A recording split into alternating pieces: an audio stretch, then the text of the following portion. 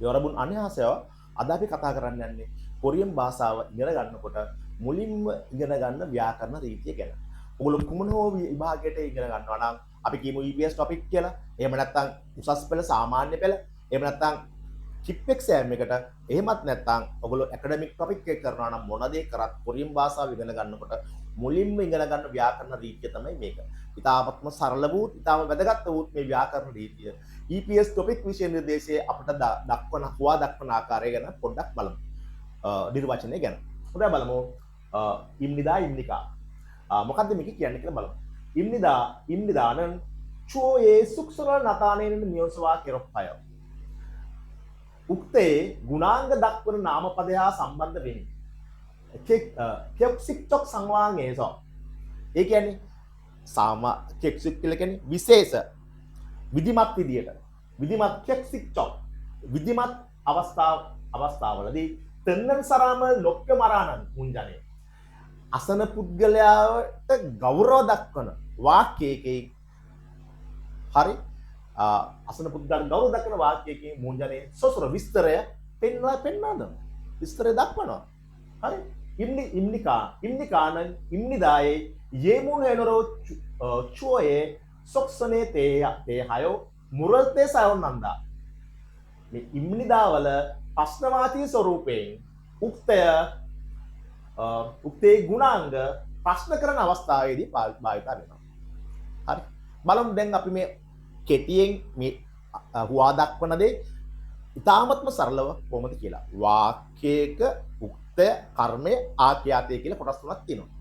එතකොට අපි මොන හරි වාක්‍යයක් විධිමත් ආකාරයට ඒ කියන්නේ ප්ලෑන් කරලා අසන්නාට ගෞරවයක් ඇති වෙන ලෙස අපි හුවා දක්වන දේ පෙන්වන දේ ප්‍රකාශ කරනකොට අසන්නාට ගෞරවයක් ඇති වෙන ලෙස මතක තියාගන්න. අසන්නාට ගෞරවයක් ඇති වෙන ලෙස පෙන්වනකොට මේ නාමපදයේ හා සම්බන්ධ වෙමින් භාවිතා කරනවා කියලා කියනවා. හරි බලමුකෝ. මේ උදාහරණයක් තියෙනවා. 예문 저는 유스프입니다. මම යූසුප් 원민입니다. 네? යූසුප් කියන නමට බැඳිලා තමයි මේ ඉම්නිදා කියන එක තියෙන්නේ. යූසුප්입니다.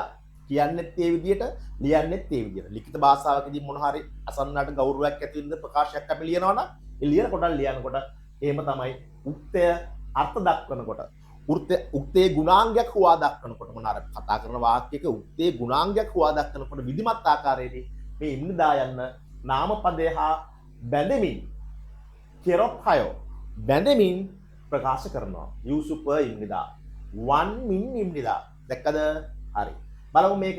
එතකොට ඒ නාමපදයේ ගුණාංගය ගෞරවාර්හ ලෙස ප්‍රශ්න කරනකොට මුරල්තේ ප්‍රශ්න කරනකොට ඉම්නිකා යන්න නාමපදයේ පිටිපස්සෙන් අර පෙර ආකාරයෙන්ම අලවමින් ප්‍රශ්නය යොමු කරනවා. බලමු. ඕන නාරා සරාම් ඉම්නිකා මොන රටේ ජාතිකයෙක්ද? මේ සරාම් ඉම්නිකා කියන එක නාමපදය සහ අලවමින් තමයි භාවිත කරන්නේ. චෝනන් තොඩ උත්තර දෙනවා. චෝනන් ලාවුස් සරාමින්නිදා. මම ලාවුස ජාතිකයෙක්. හරිනේ. තේරුණානේ? අපි දැන් ඉතාමත් තවත් සරල වාක්‍යයකින් අපි බලමු කොහොමද ඒක කරන්න කියලා. පොඩි උදාහරණයක් අරගෙන බලමු.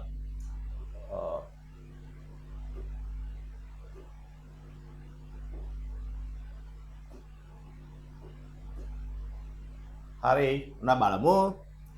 දැන් කවුරු හරි මගෙන් අහනවා ඔයා කොරියන් ගුරුවරයෙක්ද? කොහොමද ඒක අහන්නේ?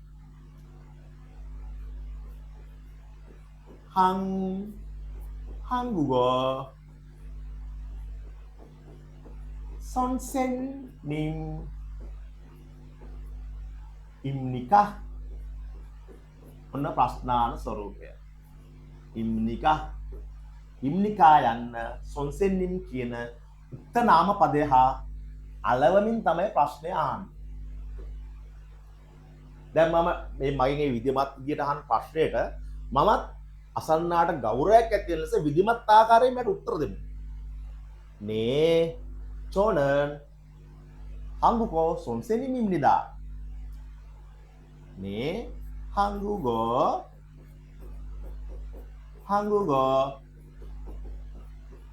선생님 입니다. හරි. ඔන්න බලමු අපි කොහොමද මේක වෙන්නේ කියලා.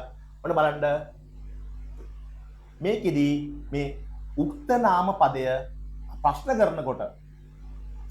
කරනකොට 선생님 මේ ඉම්නිකා යන්න මේකට අලවමින් තමයි තියෙන්නේ. අලවමින් තමයි තියෙන්නේ. එතකොට 한국어 선생님입니다.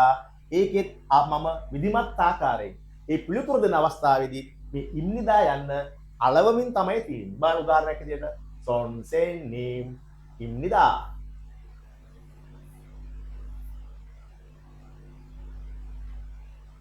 මේ දැන් අපි ඉගෙන ගත්තා විධිමත් ආකාරයෙන් අසන්නාට ගෞරවයක් ඇති වෙන විදිහට නාමපදයේ ගුණාංගයක් ප්‍රකාශ කරන ආකාරය අසන්නාට ගෞරවයක් ඇති වෙන විදිහට නාමපදයේ ගුණාංගය ප්‍රශ්න කරන ආකාරය.